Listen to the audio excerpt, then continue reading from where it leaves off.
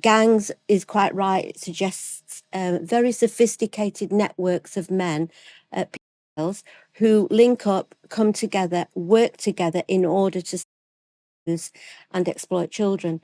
And until actually, and I joined the police in 1997. And until 2004 and 5, I didn't even know that these grooming gangs existed. It just wasn't spoken about. It wasn't in the press. As a police officer, I'd been in the police nearly 10 years when I was first asked to join a job, which Operation Augusta. And it was like a bomb going off in my head, because I became very quickly aware that this had been known by the authorities for probably 10 years when I found out about it, but they'd kept the lid on it. Okay, before we get to that then, because we're going to do your life story chronologically, what was your background and why did you choose to join the police? Now that's the question, because I'm just an ordinary woman. I met my husband when I was 20. I had 4 children, loved being a mum, and I was a stay-at-home mum for many years, doing, bits of part-time work, worked in a home for severely handicapped kids part-time, and became chair of governors, and, my life revolved around my family. I really loved my husband. We had a really great marriage. Obviously we had ups and downs, but I'm the kind of person that I'm always busy, That's why I had 4 kids, I guess. They kept me busy. But, I've kind of had lots of different chapters in my life, and being at home with the kids was one, but it got to the point where my youngest Matt, he was going to be going to nursery. So I went back and did a full-time degree at university because I was going to teach. And then in my final year, I thought, Shaun, you know what, if I don't get in is one thing, what am I going to do? But also I've had a lifetime, really 15 years of being with kids. Do I really want to spend the rest of my life just with other people's kids? And so I applied to the police, but nobody would have ever thought of me as a police officer, more of a social worker. But I wanted to go into child protection.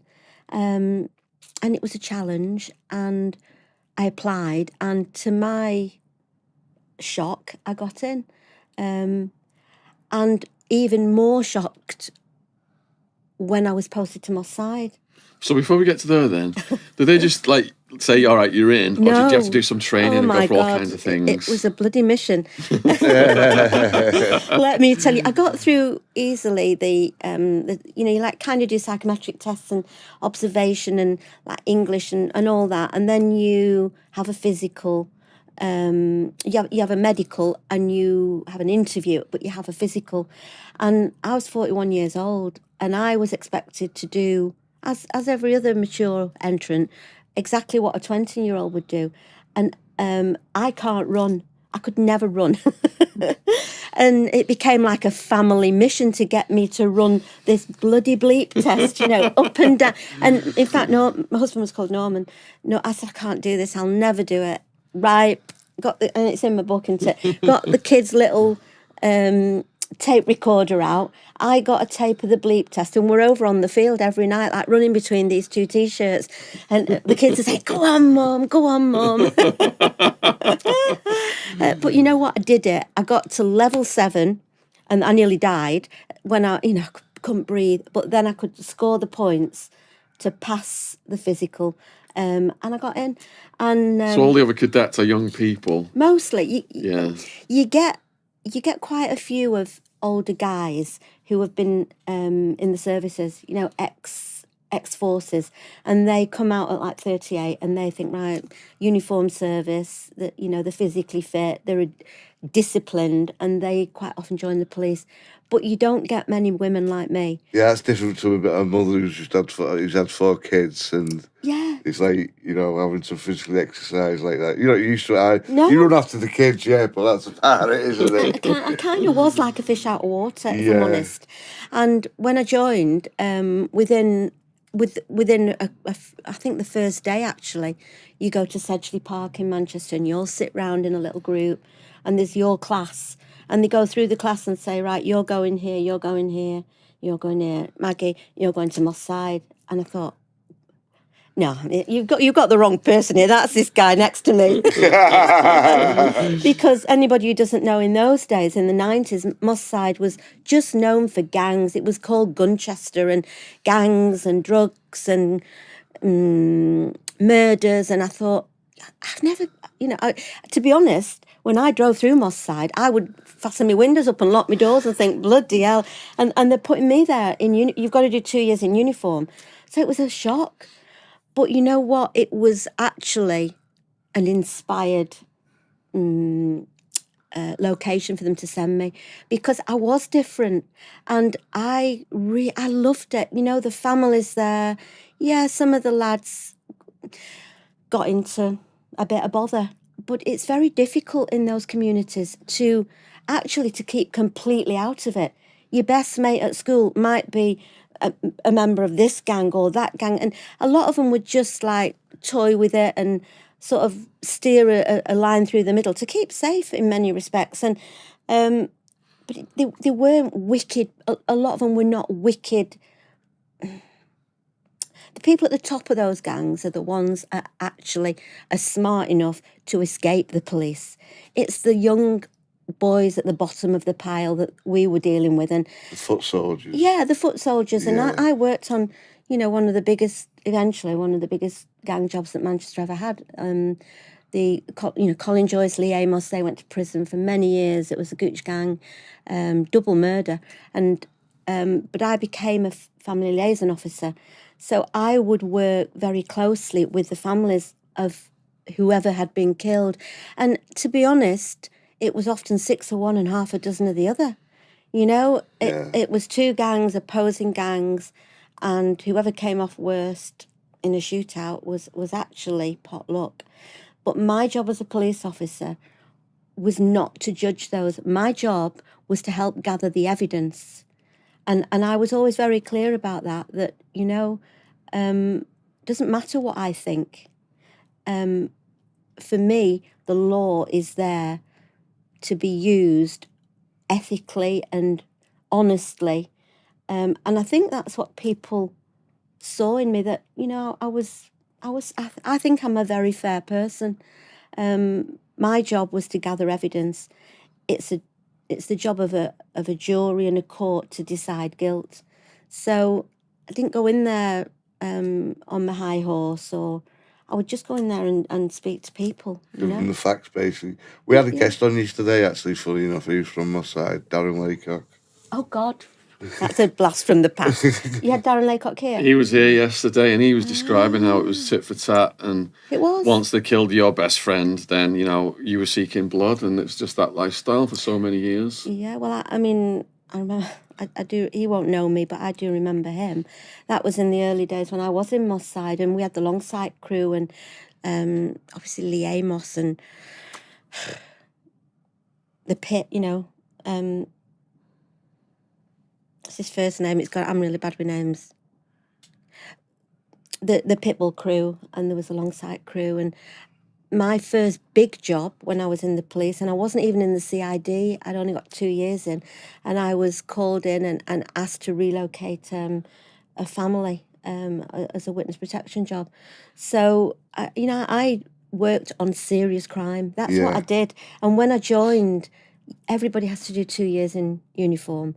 But I was never interested in traffic. I was never interested in a job in the book, 4 little kids who had eaten a sausage roll around Asda. And, the policy was to lock them up. You got through in the deep end, though, didn't you, really? Oh, 100%. Right in the thick of it. And I'd go home at night, and normally, here's me like a mum and a housewife and a parent governor.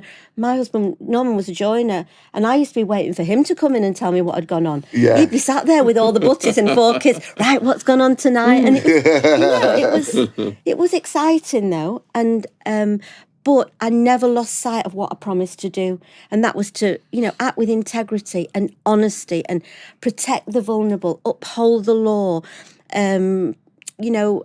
look after people's human rights. They're the values that I believed a police officer is duty bound to uphold. And I've never changed that. I think because I was a bit long in the tooth, I was quite set in my ways. I know what's right and what's wrong. And anybody who says they never do anything wrong is a liar. Yeah. You know, it's the degree of that wrong that matters. You know, most people in this country are generally law-abiding people. We police by consent. We're not a police state. I always say we're a police service. It's only very rarely you need to be a police force. And that's the way it should be for me. So I've never lost those values. And naively, I believed that that's what a police officer was meant to do. Well, that's what strikes me about reading your book. You're just this genuine soul struggling against this bureaucracy. I'm just curious, going back to one of the things you said there then, you said you were working on witness protection. Yeah. So how does that work in this country?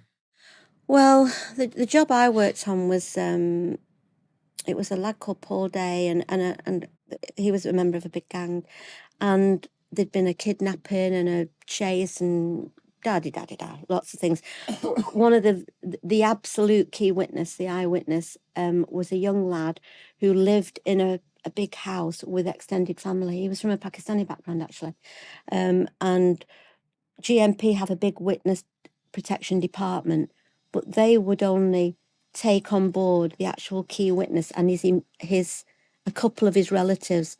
But in the house where he lived was an extended family. So I was brought in. I'd only got 2 years in the job, and said, look, we've got this. I knew about the job. We've got this job. We have part of the family that the force are going to relocate and give new identities, but we've got another part of the family, and we wonder whether you could do it. This was the superintendent, a guy called Andy Holt, who actually I've only got good things to say about. And I thought, again, I have no training. I'm still in uniform. I'm not even in CID. But the fact that he trusted me to do that, I said, well, I've got 4 kids of my own. I've lived my life. I've been around the block a bit. Well, I'll do it. And all I did was treat them as though they were my family, find them a new home, find them a new schools, doctors, treated them as people. And it was a very successful job. And I loved it. That was, I don't know if it was the first or the second time I'd worked on a major incident. And I knew that that's what I wanted to do. I had a couple of stints in child protection.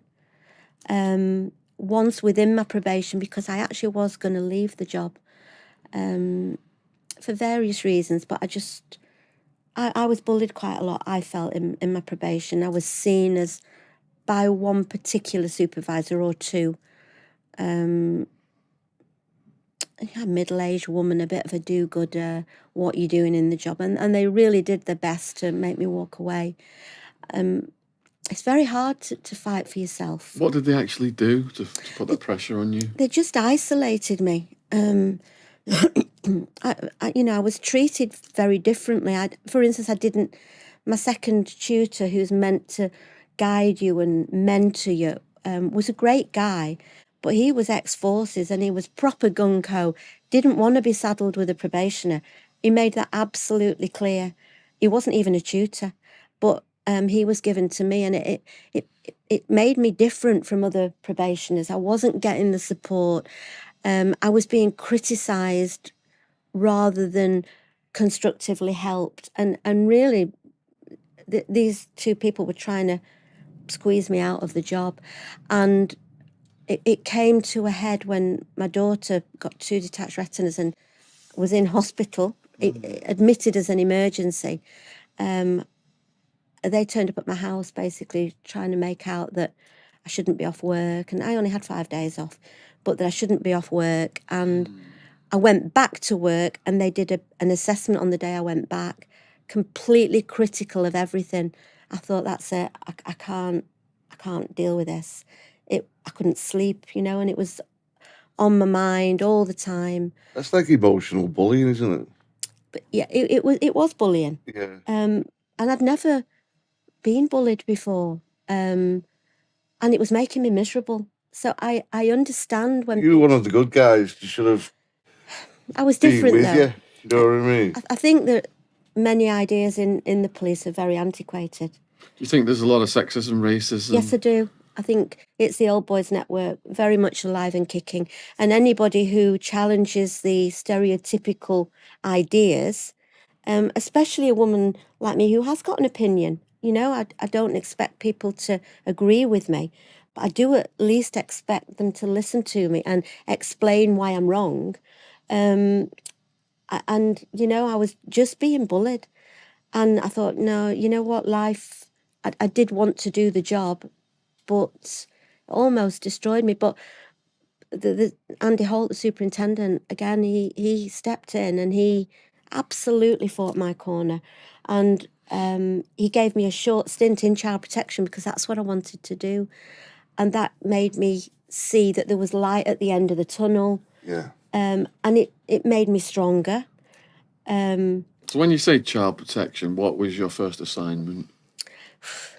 I tell you what, the first job I did, it was a little boy, a little girl who had been abused by her 12-year-old cousin. And the little girl was 5. 5? Yeah, she was 5. And she had told her mum what had happened. And I was only a bit of a rookie, really, not that experienced, but a mum of 4 kids. And the attitude was that a 5-year-old can't be trusted, that she was too young to give evidence or to be listened to. But I had, quite heated debates to say, well, I have got 4 kids. And if my 5-year-old came and told me that somebody, and what she said was that her cousin had put his peeny weeny in her tum-tum. That's what she said. And she told her mum.